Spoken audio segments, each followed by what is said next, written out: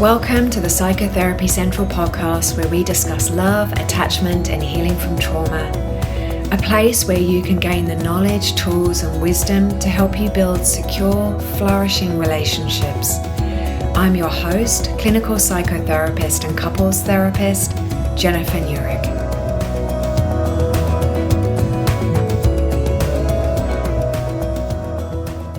Hello and welcome to episode 17, where we're going to be discussing EMDR therapy, that stands for Eye Movement Desensitization and Reprocessing, and that's why they put it into a shorter acronym.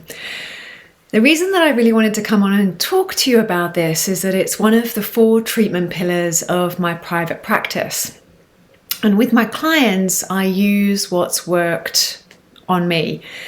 And I found EMDR to be incredibly effective for working with traumatic memories, which is what it was developed to work with. Although it's used now for the treatment of PTSD, post-traumatic stress disorder, phobias, anxiety issues, social anxiety, test anxiety. I've linked some of the research around this into the show notes. Dermatological disorders, which I love because it kind of just shows how interconnected healing is. It's also been shown to be helpful through the research in pain management and also stress reduction. It was created by someone called Francine Shapiro in the 80s. And has been widely researched, and it's actually one of the first line treatments for PTSD in the guidelines published by organizations like the World Health Organization and the American Psychological Association. And those kinds of organizations like the research, they like to have research-based treatment plans. So it just works, and there's different ideas around why it works, but we'll touch on that later. Before we go any further, I really wanted to share with you a story from my own experience of being a client with EMDR. And this is a story from my training as an EMDR therapist. So as part of that training, we were asked to choose an event that had some energy in it, some difficult, distressing energy in it, but nothing too distressing, I guess, because we're in a classroom environment doing pair work and we don't want to touch on really big trauma histories. So I brought in an event from high school when I had to read a portion from the Bible in front of the whole school. And I remember being up on the stage and being terrified. So nothing else happened. It was just my fear of public speaking. I mean, I think that I did it okay at the time. I don't really remember because I probably blocked the whole thing out. I just remember feeling terrified. So that was the scene that I worked with, because it's kind of not super, super traumatic, but there's definitely energy in there. And so we were working in pairs, and I did a set of bilateral eye movements, which is where you follow the therapist's fingers from right to left. Sometimes they'll have a device that moves from right to left, and you follow that movement, keeping the head still, the eyes moving right to left, about 25 times. And then she asked me what I was noticing. I felt kind of sick in my stomach. I could see the other people on the stage. I think there was the headmistress and the priest that was kind of associated with the school, and maybe a couple of other teachers sitting on the stage. And then we did another set of the eye movements. And then so it was kind of 50% of my awareness at that time was in the room in the training room with my colleague. And about 50% of me was kind of remembering this memory. And I could see the letters on the page moving around. So it's kind of like I couldn't make sense of it. It didn't flow. And then maybe that's because it was kind of written in the old biblical style. I'm not sure, but that's what I saw in the memory. Then we did another set of the eye movements. And after that set, it was so odd and so unexpected. Suddenly, the text changed from a passage from the Bible to a passage from The Wind and the Willows, which is a famous British fairy tale. And Then we did another set of eye movements. And then suddenly I was reading about this fairy tale. And as I'm reading in my memory, I'm animated, and I'm talking like the toad, and then I'm talking like the badger, and it was engaging, and I felt there was a flow in what I was saying, and the whole scene completely changed. That was a completely unexpected experience for me. I hadn't even thought about the Wind and the Willows fairy tale for many years. I don't ever remember reading that out in public. Maybe I did, maybe I didn't, I'm not sure. But there was something about, in that scene, the trauma memory was able to connect with other experiences that I'd had to completely shift that scene. And I had that training quite a long time ago. And when I think about that scene of me on the stage, having to read from that passage, even now, I don't feel the nausea in my stomach. I don't feel any terror or panic. And it feels, when I'm in the memory, like I'm about to read from the Wind and the Willows fairy tale, and quite enjoy doing it. So let's move on now to what is EMDR therapy, and then we're going to run through what a therapy session might look like. So in EMDR, their idea of traumatic memory and how that works comes from Shapiro's adaptive information processing model, called AIP for short. And the idea is that trauma memories get kind of frozen in time in their own neural network. And they're kind of separate and unable to connect with other memory networks that might hold information that would help you resolve the traumatic memory. So in my case, it might have been other memories of times when I did speak in a group and did it really well, where I was really enthusiastic, where I could read really clearly. So that traumatic memory for me wasn't able to link up with all the adaptive memories. So when we process using EMDR, those two networks can link up and resolve the original trauma. It's like bits of information from over here that has the adaptive information can kind of reach over here as this kind of might soften. So PTSD, post-traumatic stress disorder, is when a current trigger, so kind of an event or a thought, sets off an old memory network which activates responses that might have been helpful at the time of the trauma, but that are not so helpful when you're in the middle of a conflict with your partner. And that's what a flashback or a trigger is. So ultimately, we want these trauma memories to be assimilated into adaptive neural networks. Another helpful analogy is to think of the brain like a river. And of course, there are many traumas of everyday living that we'll experience. And we have this river kind of flowing through and carrying all the adaptive information and experiences as they happen. And so it's like a twig falling into the river, but they get carried away on the water. So these little twigs, these little mini traumas fall in and they get swept along. Now, someone who hasn't experienced much trauma, they might experience, for example, a car accident, and maybe they'll have some disturbed sleep and maybe some intrusive flashbacks for a few weeks and then recover. And that's the brain naturally processing the trauma. For someone else in a different situation, the trauma that happens might be kind of like a huge log being dumped in their river. And there isn't enough force in the adaptive memory flow of the river to move that log and let it flow down the river. And then once that log is in, all the mini traumas that then happen can't flow through properly either. And those twigs get kind of piled up, and then it catches the leaves, and then there becomes kind of a blockage, which we think of as like a neural network. So how does EMDR work? So it's where the trauma memory gets reactivated, and we use a bilateral stimulation. I've talked about the eye movements, left to right, but we can also do left, right tapping of the knees, left, right stamping of the feet. So anything that is a left, right stimulation will help to reactivate while we have that memory. While we're accessing it consciously, we have that memory I call it online. We bring that memory online, and then we have the bilateral stimulation, whichever one we're choosing.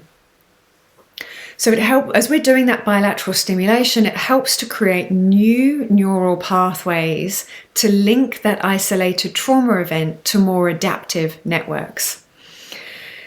And the best explanation I've heard for this is to do with REM sleep.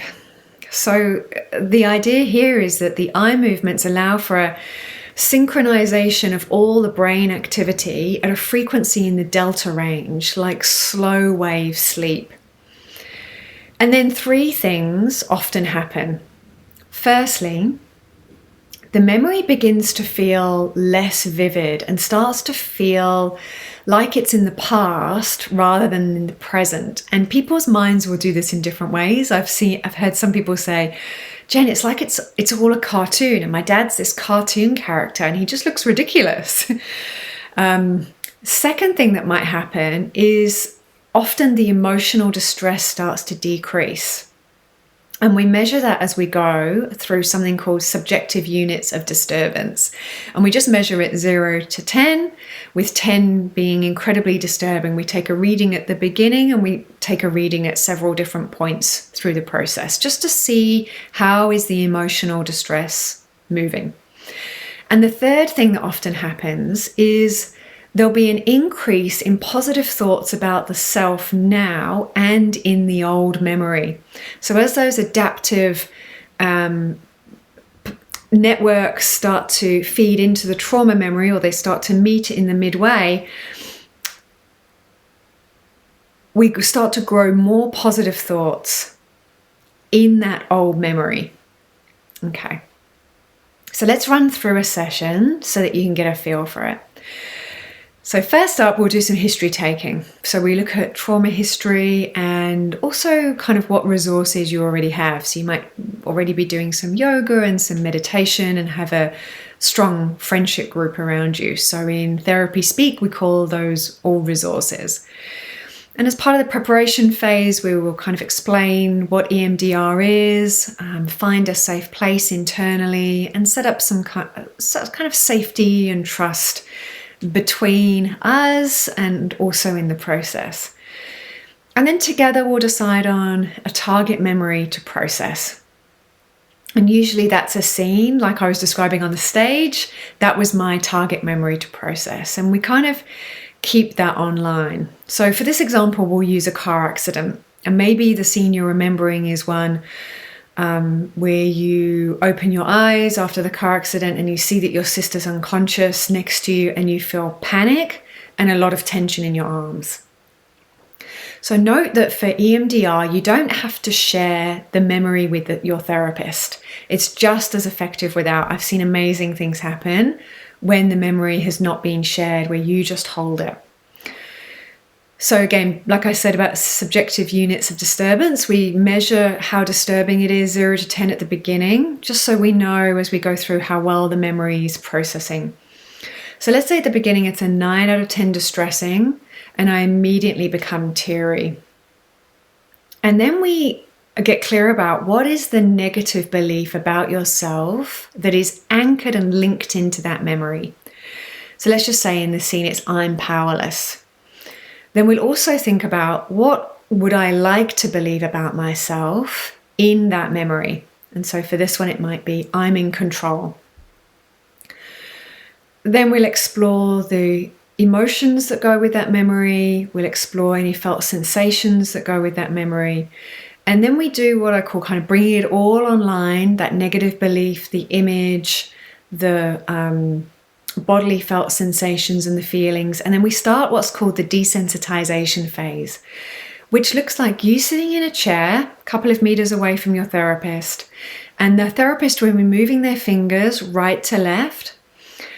And you'll just keep your head still and you'll just follow their finger right to left, while you kind of keep that memory online. So part of you is in this safe space with your therapist, with me, and part of your mind is in that memory, okay? And as your brain starts to kind of drop into that slow wave sleep state. And as we do this, different things can happen. You might notice that the original image starts to get fuzzier, starts to feel more distant. You might notice that, now my sister has her eyes open, so you know that she's alive. That might bring with it a big sense of relief and exhalation. You might feel discomfort in different parts of your body. So through this desensitization phase, we really let the brain do whatever it needs to do. We really remember that it's the brain just doing its thing. It's kind of the brain letting that water start to flow through gradually where that log has landed. So you might feel a lot of physical sensations. You might feel very teary. You might feel a lot of anger.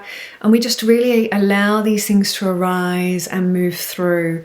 And it's very much like the water coming in and out on a beach. That yes, emotions will come and they will also subside through the process. So we really invite that to happen because these traumatic memories often have a lot of strong emotion linked in with them that needs to come through safely. And we just trust that the energy of the event is being released in exactly the way that it needs to be. Now, as you do this, you might find that you suddenly move from being in the car just after the accident to another scene of feeling powerless. Maybe you're being pinned down by your brother and he's laughing at you. Now, if we jump to other disturbing memories, depending on how disturbing they are, and we'll measure it, we might process through that memory. But if suddenly you jump to another scene of powerlessness, which is extremely has a lot of charge in it, then what we might do is put that somewhere safe until we can focus on it in another session and give it the time and care that it needs. So it's quite common that we'll jump around, especially with scenes and memories that have a similar flavor to them. That's really common. When we finish, the disturbance might be much reduced. That's really common in my experience. And the image might be completely changed. It might be that you're left with this image of being at home, safe in bed a few days after the accident. It could be that the original image is really hard to think of. You kind of can't get it again. I've had lots of people say that to me. It could be like in my image where I'm doing something completely different. I'm reading a completely different text. So we just allow the brain to resolve it in whatever way it needs to resolve. So it's very honoring of the client's natural healing resources and the way the psyche wants to heal, which I'm guessing the psyche probably does in REM sleep, that it just sort of jumps around, has experiences, processes things through in the way that it needs to. So after the desensitization phase, we move into integration.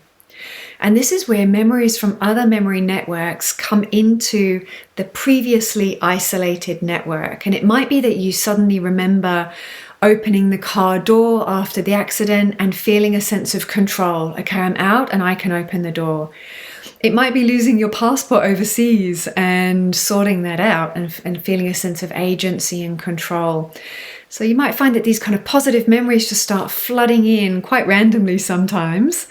And connecting in with that previously disconnected trauma memory. I've seen amazing shifts happen in sessions where the distress level to start was a 10 out of 10. I've seen them move to a 0 out of 10. And often the experience is still remembered, but the charge, that fight, flight, freeze response, that panic from the original event is either very, very low or completely gone. So I hope that's given you a good overview of what an EMDR therapy session feels like. I can almost hear some of you saying, okay, so how long is a session? How many would I need? So an EMDR therapy session typically lasts from 60 to 90 minutes. There's lots of variation in treatment length. In trials, there have been great results from 12 sessions. Remembering that everybody is different, our trauma histories are really different, so it is very difficult to say you'll need X number to get rid of this. But I will say that I have seen really amazing things happen, and even in less than those 12 sessions. But yeah, the research shows 12 sessions, really amazing things can happen. And when looking for a therapist, look for somebody who has done level 1 and 2 and consultation, and that's called basic training. So look at someone who's completed basic training, level 1 and 2, and consultation. So key points from this episode are what trauma is through an EMDR lens, how EMDR works.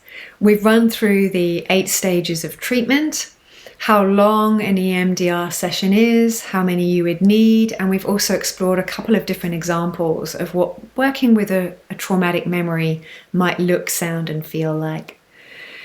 So EMDR is a core part of my practice that I do with my clients. If you would like to work with me, head over to my website, psychotherapycentral.health, and book a session. For me, working one-on-one is a very core part of my teaching work. So I love seeing my clients and working in that way, as well as with the podcast and the other work that I do. I have global insurance, so I can work with people globally, including in North America. And if you like what you've heard today, please take a moment to write a review. So give me the stars that you feel appropriate and write a review. Really helps to just spread the information. I think so many people need to hear about these different modalities. It can be very helpful. So the show notes for today will be available as always on my website, psychotherapycentral.health, where you'll also find my free course on breaking relationship cycles and my other offerings. So thank you so much for spending this time with me. I really appreciate it. And wherever you are in your life, thank you for being here and being part of this community and for being on this healing journey, because every healing that we do, every piece of work we do on ourselves has a ripple effect out into the universe. I really believe that in my heart. So thank you for being here. Thank you for joining me on this episode. If you want to learn more about all things love, attachment, and trauma, I'd love to connect with you on Instagram at psychotherapy.central or visit my website at psychotherapycentral.health. If you enjoyed this episode, I'd greatly appreciate it if you could leave a review and a 5-star rating. Your support means a lot, and I look forward to connecting with you again soon.